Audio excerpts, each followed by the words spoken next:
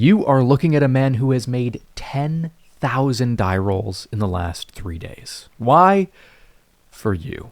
So that all of us superstitious RPers and dice goblins can finally know once and for all which 20-sided myths are real and which ones are bullshit. Can you cook dice? Can a bad die corrupt others? What happens when someone else touches your pristine D20?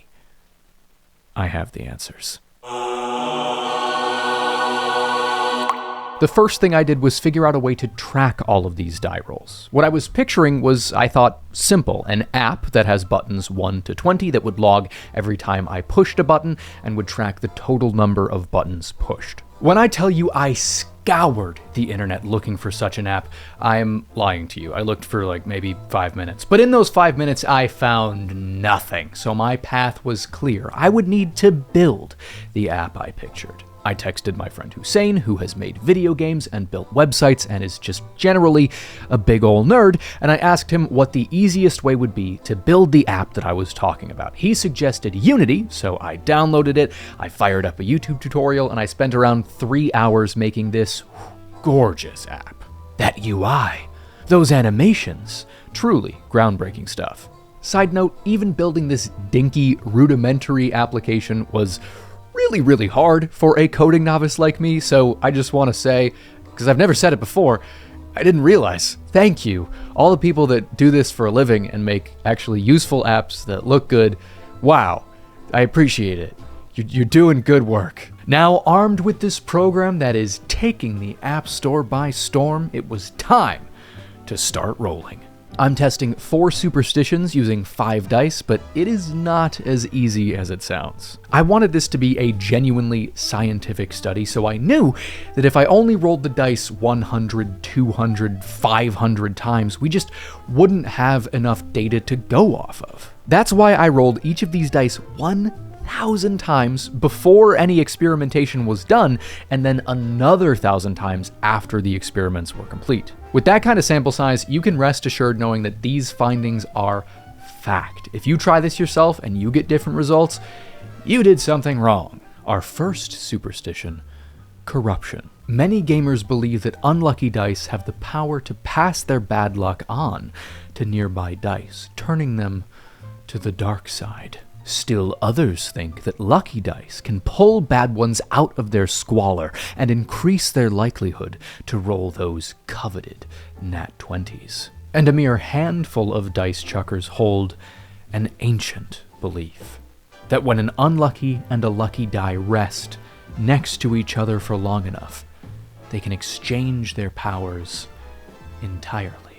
These were our test subjects, Orange Julius and the color scheme of so many comic book characters. With the first 1,000 rolls for each, it was clear that Orange Julius was slightly unlucky, rolling just below the expected average. However, it did roll significantly more natural ones than you would expect. In case you're not sure what I'm talking about, with 1,000 die rolls, you would expect, statistically, the average number rolled to be 10.5, and you would expect each individual result to be rolled 50 times. So with 61 nat 1s rolled on this bad boy, that's pretty damn nasty. Color scheme of so many comic book characters, on the other hand, rolled 60 nat 20s and had an average roll of 10.657. So what did we do to these dice? Well, I wanted to make sure that they got really close and stayed really close, so I shoved them both into one of the fingers of this lighting glove, and I left them there for 24 hours,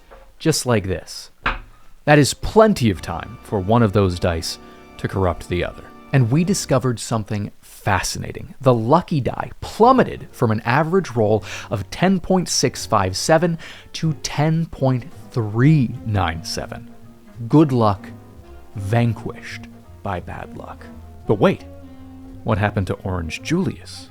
You're never going to believe this, but OJ's 10.483 rose to 10.704. Good becomes bad, bad becomes good. It turns out that dice can and will influence each other, but they cannot simultaneously retain their inherent luck. And that is a fact. I have proved it, and you have to believe it now.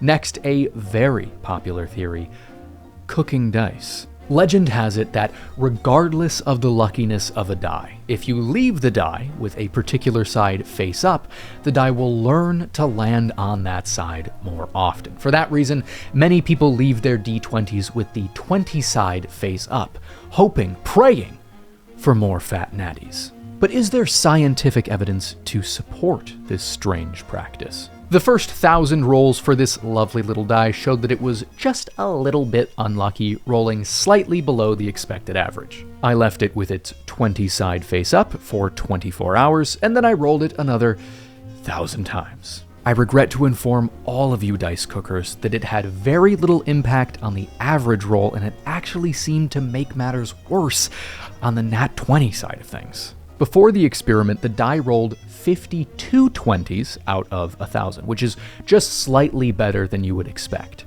After cooking, the die only rolled 43. Perhaps the die just felt like there was too much pressure. It knew what I wanted from it, and it cracked when the bright lights shone down. Now, I know this is going to be disappointing for a lot of people, so I will say these are just the results that I got after cooking the die for 24 hours. Maybe if you like this video and subscribe, I can do it again and cook the die for 48 hours, or a week, or a month, or leave the die cooking in sunlight or something. There are a lot more things to test here, but we have our conclusive evidence for this experiment.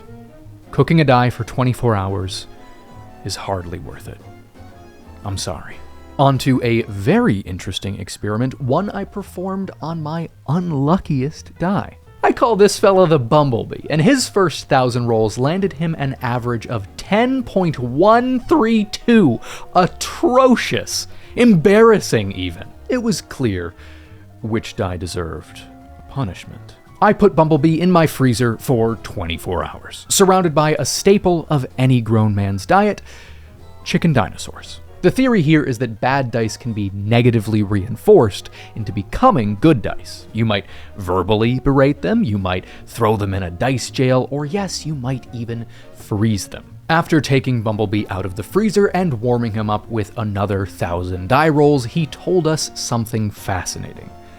Negative reinforcement works. He was still unlucky, but he was much less unlucky after experiencing his icy imprisonment, going from an average of 10.132 per roll to 10.425. I can only imagine what another 24 hours in the icebox would have done.